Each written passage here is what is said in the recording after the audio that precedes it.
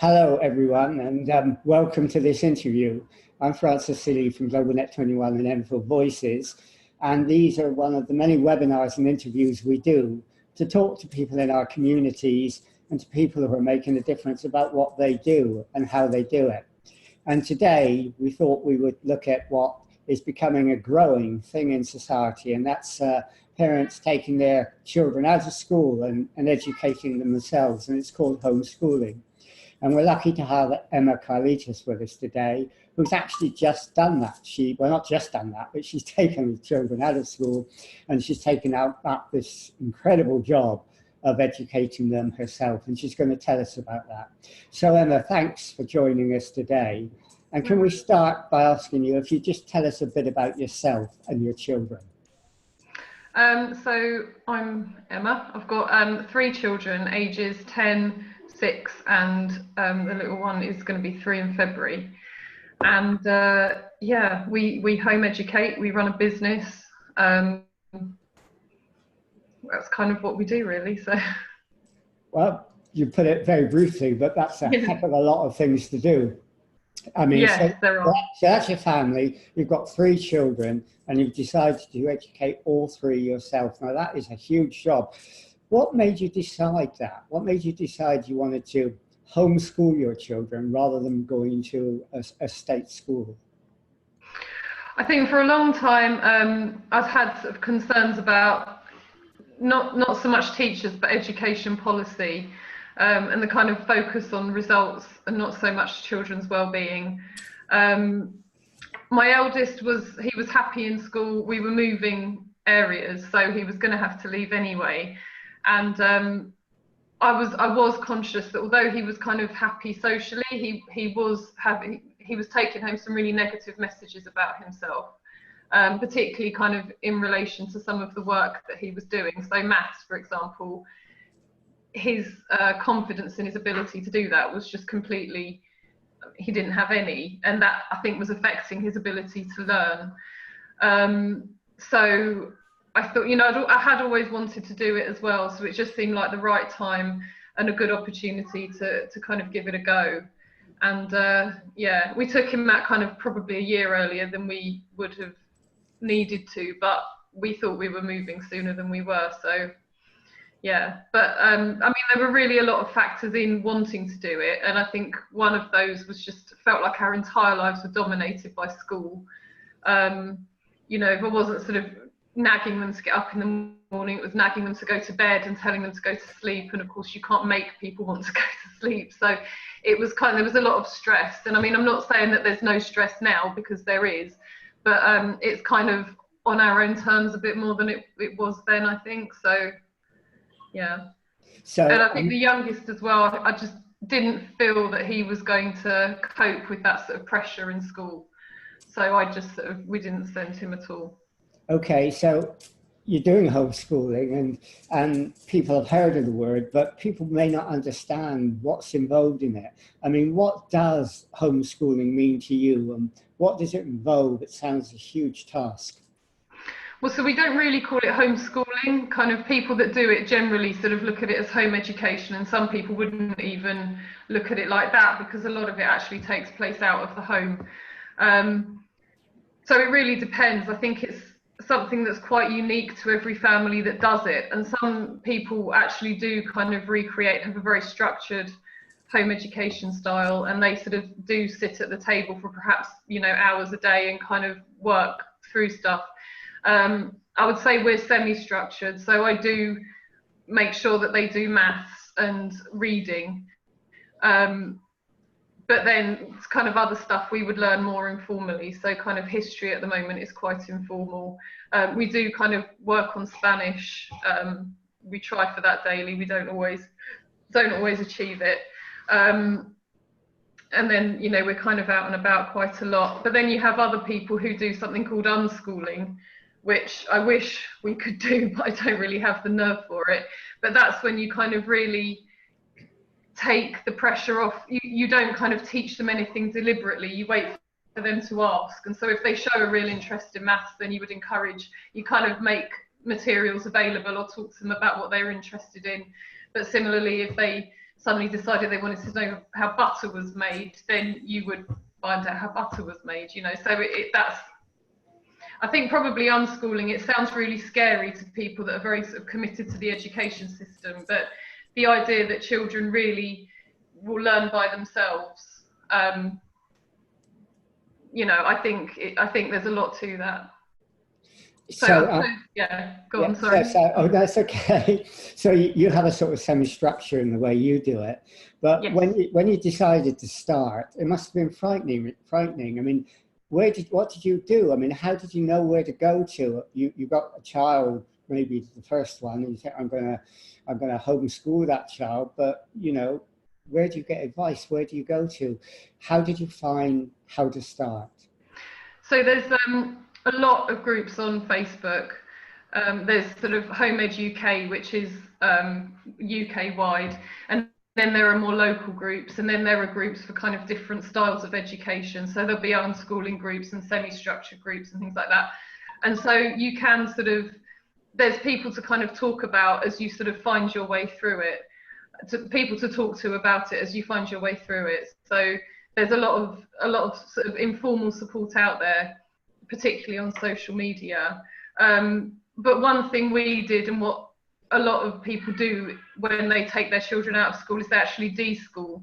So they don't do any formal learning for kind of a period. And I can't remember who it was, but someone said that you should do a month of de-schooling for every year your child has been in school. And actually that's quite important to kind of get, because for parents, you know, we need to try and get ourselves out of the school mindset as well, and the kind of pressure that you have to be able to do this at this age, and that kind of, those national curriculum requirements, and just to sort of take the pressure off and find your new normal, if you see what I mean. So we did do a period of unschooling where we sort of did very little kind of academic work, and then gradually kind of introduced that after, I mean, we did probably 5 months of we took him out in September, so at the beginning of the year, and then we probably really started going back into it around sort of January time. So there was kind of 3 or 4 months really where we didn't do very much at all. Yeah, so deschooling sounds, in the way you describe it, sounds like detoxification in a way. Yeah. When you're trying to get rid of the old system and the old cultural norms that go with it. I mean, before you started though, did you know anything about deschooling, or did you have to read it up? Did you have to do a lot of research?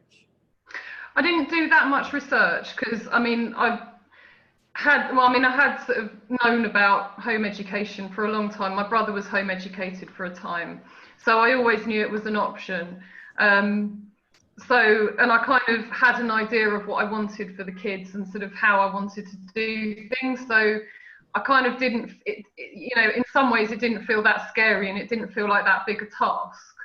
On the other hand, that's not to say that I don't recognise what a big responsibility it is. So the deschooling was terrifying for me. It was, you know, when you're kind of used and you sort of have it in your, you know, even though I was happy that taking him out of school was the right decision, you do have it in your head that they should be doing this for 6 hours a day, and you know, but actually you're kind of going out to the park, or they're playing on the Xbox, or they're sort of just relaxing.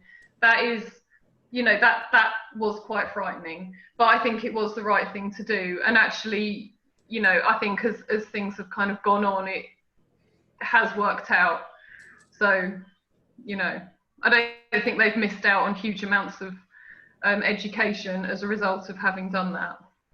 So when you start off, I mean, do you get worried that it's going to be a lonely process, or do you fairly quickly find other people who are, you know, deschooling and homeschooling as well? Yeah, where we live, it's not an issue, because obviously in Enfield there was a really big active home education community, and certainly for a time there were classes going on at Kids Biz at, well, what's now KBO2 in Palmer's Green, and they've actually started up again under different kind of management. So but we did have there was a big community that we were kind of joining, and generally that was pretty welcoming and pretty supportive. So we kind of were able to get out there and meet people physically fairly quickly. So if someone wanted to homeschool, how would they find these communities? It must be quite difficult to do that. You wonder where they are. You think you're on your own. So how do you make the connection? You would so I'm just going to turn my phone down. You would put home education into Facebook, and it will all come up because there's so much of it. And there's home ed groups for Enfield, there's home ed groups for Hertfordshire and Essex, and so I kind of joined all of, you know, the Enfield one and the surrounding areas, and you know, generally that was well, I mean, that was fine. That, you know, kind of worked out. And then there's people run events and they run classes and things like that, so they kind of do it for their kids and then bring other children in, because obviously we do want our children to mix with other kids and to sort of have social lives and stuff like that as well. So yeah, I mean, if somebody wanted to find it, it is all there. So home education in Facebook, and put home education in your local area and see what there is there. Yeah, I mean, there is a group, isn't there, I think, called Enfield and Area Home Education Group. Yeah, that's the one, yeah. And we're streaming on that, I think, if they've allowed us to do that. So I hope they have. Yeah. So there are lots of groups to do it. And those local groups are pretty important. What about national groups? I mean, some of those have a lot of resources, learning resources for parents, don't they? Yeah, I mean, Home Ed UK is very good, and I haven't used a lot of their resources, I don't think, but if you want to kind of ask about, so I think I asked the question on there the other day about a certain type of maths book, you know, does anyone have experience of this? And a lot of people responded, and you know, so there are kind of people there to talk about it, and also there are groups to kind of support you with the legal side of things. And sort of contact with local authorities and things like that. And then there are sort of more pressure groups for parents to kind of go on that are more specifically about kind of protecting home ed rights and stuff like that. So there's a lot out there. Some of it's, sometimes there's so much to get your head around that it can be a bit daunting. There's also groups where you can get discounts on online resources and also offline resources. Actually, we've got some subscriptions at reduced rates as well, so there's a lot there. And if you need support as a parent, then there's you know, you can kind of go and talk to people in cyberspace about that stuff as well. So yeah, Anna Remigio, I think her name is, has actually said there are a huge lot of community groups all over London for people to consult, and she says there's a Yahoo group called North London Home Ed that has got a lot of information. So yeah, people I guess don't need to feel that they don't get the backup that they need to have. No, there's loads and loads of support out there. There really is, and we certainly don't do it, or most of us don't do it alone.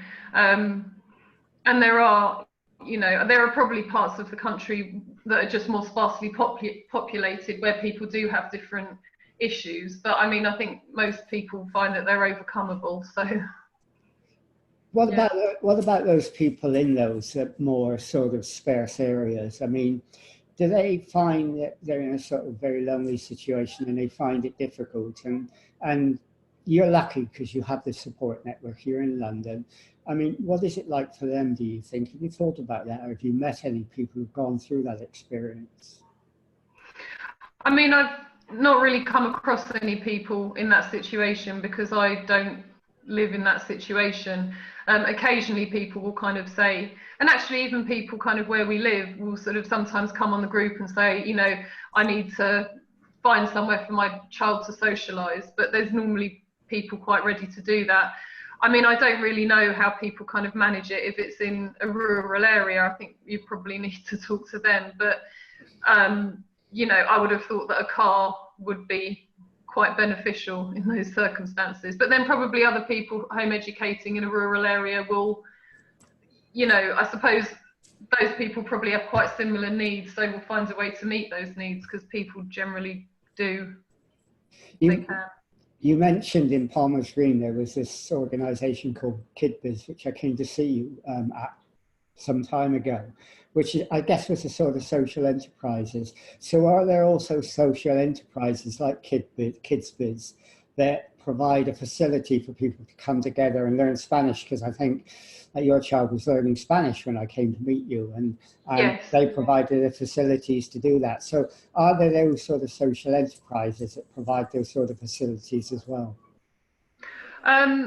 There are. So KidsBiz is actually a soft play centre, and currently the company running that is Time for Change, and they have maths lessons, and I think they do science there currently, and dance and business studies and various other things. But it's also somewhere kids go to socialise. So you know, they kind of, we go there once or twice a week, and the kids play, some of them do classes.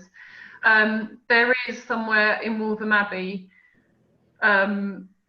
who runs, a woman there who runs classes for, I think, slightly older children, maybe kind of Key Stage 2 onwards kids, though don't quote me on that because I might be wrong about the ages. But so there are kinds of organisations like that. I think for me at the moment, I sort of prefer to do the kind of teaching side of things myself, but they do go to a science tutor, and they have like a small group that they do science with once a week, but then we kind of do science at home a bit as well. So at the moment we kind of use those places, and we go to KBO2 as it's now called, just really for them to kind of socialise and hang out with other kids. So, but yeah, there are other social, well, I don't know if they're social enterprises, but there are other kind of organisations that do things. Yeah, I mean, some people look upon homeschooling as a sort of fringe movement, but it's growing quite immensely, isn't it? And do you ever, get the feeling you're on the beginning of a revolution that's making education move from school places to community places? I don't know. I don't think people are going to stop sending their children to school, and I think a lot of people are concerned with how the education system is going. So I don't know whether, I mean, and there have been a lot of, there has been a big increase in home education. But I mean, as you know, I think part of that has been because children are being off-rolled from school, which is something I don't think that's a good thing at all. I think home education has to be a decision for the family. It should be a decision for the family. And they should make it because it's the right decision for them, not because their kids sort of aren't likely to get good enough GCSEs. Is it a revolution? I don't think so. I think honestly people are going to mostly want to keep their children in school. Okay, but because school exams and so on are so stressful on children and on parents, people are becoming disillusioned with the education system. And as you mentioned, a lot of parents who are homeschooling are doing not because they choose to do it, but because their child has been excluded for behavioural reasons or any reason, often for reasons that the head wants to make sure their school stays up in the league, so they don't want problem children, as they call them, there. I mean, that doesn't help the homeschooling movement, does it, when you have people compulsorily made to homeschool because they're not allowed into the school system? I don't know. I mean, and it's anecdotal. I can only say anecdotally because we weren't in that position. But I think for some people whose kids have been off-rolled for whatever reason, and often it's SEN issues, and perhaps the school can't afford to provide the support that kid needs. But actually a lot, I say a lot, I mean, it has been the case, I think, that some people have had their kids off-rolled and actually found it a bit of a blessing in disguise, and really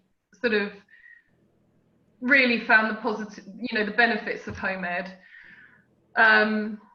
Yeah, I don't know. I mean, it is growing. I don't know that it's going to be completely mainstream. I mean, maybe it will be. I'm not sure that the government would allow it to become completely mainstream either. I think I think there would be some resistance to that, and certainly there has been. There was a bill proposed in the House of Lords recently that kind of called for or asked for more monitoring of home educated kids.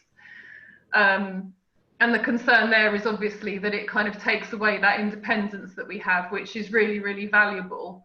You know, people don't take their children out of school generally to not educate them. They take them out of school because they want to educate them better than what they feel they're getting in school. So, you know, it is obviously quite a controversial area.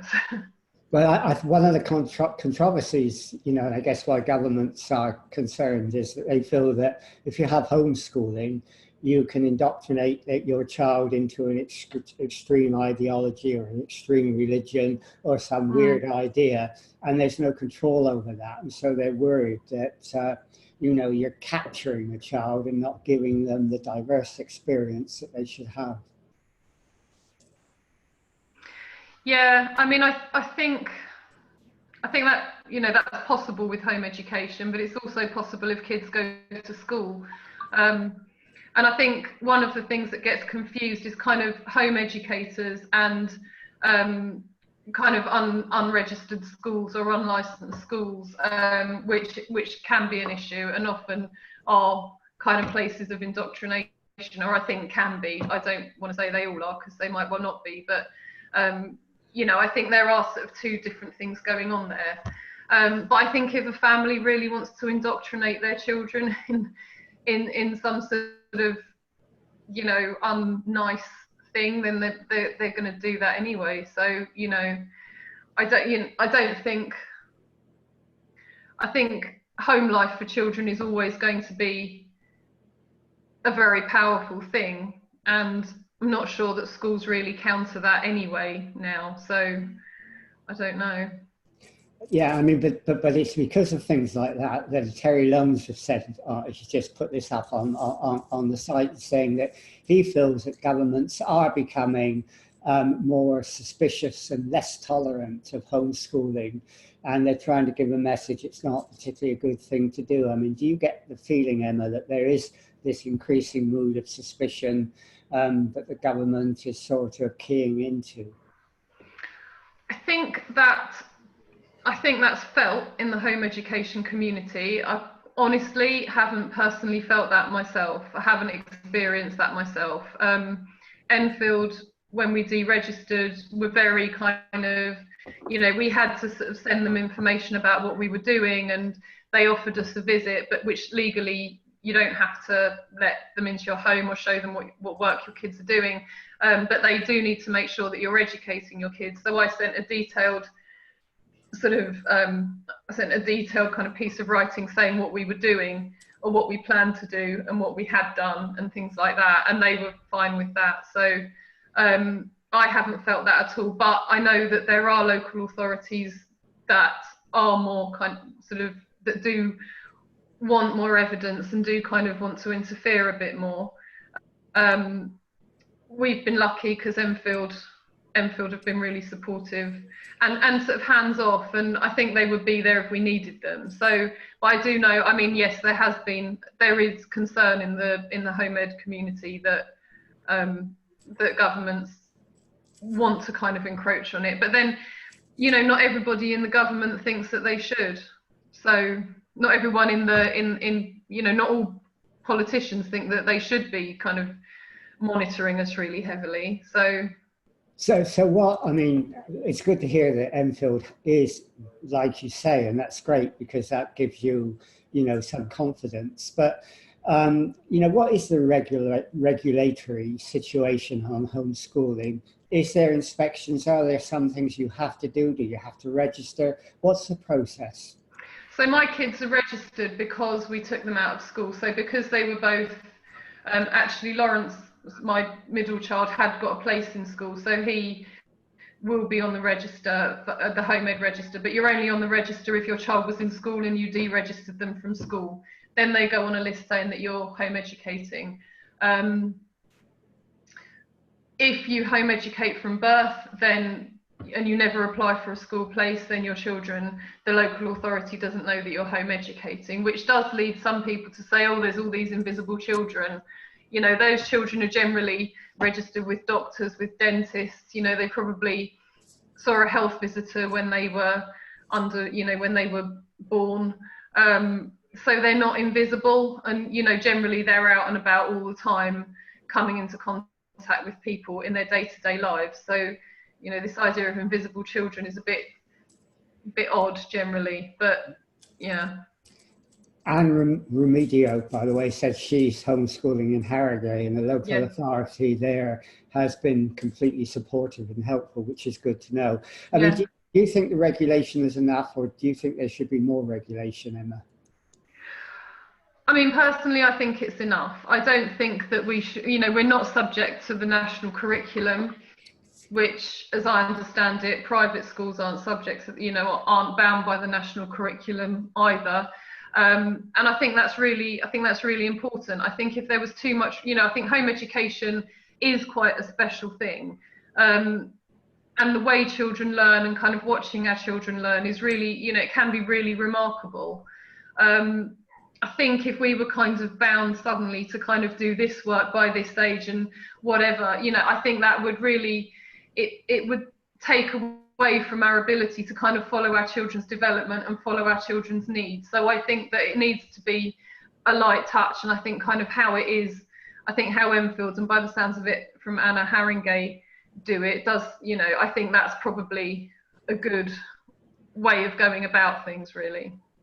But Emma, you're a very confident person and proactive person, and you know, you've probably taken it on. I mean, what if someone is a bit nervous about this and they wanted to start this, and you know, they're really keen on it because they're a bit worried about their education, the children in the school, but they're a bit shy, they're a bit nervous, they don't have the confidence that you have. I mean, what would you advise?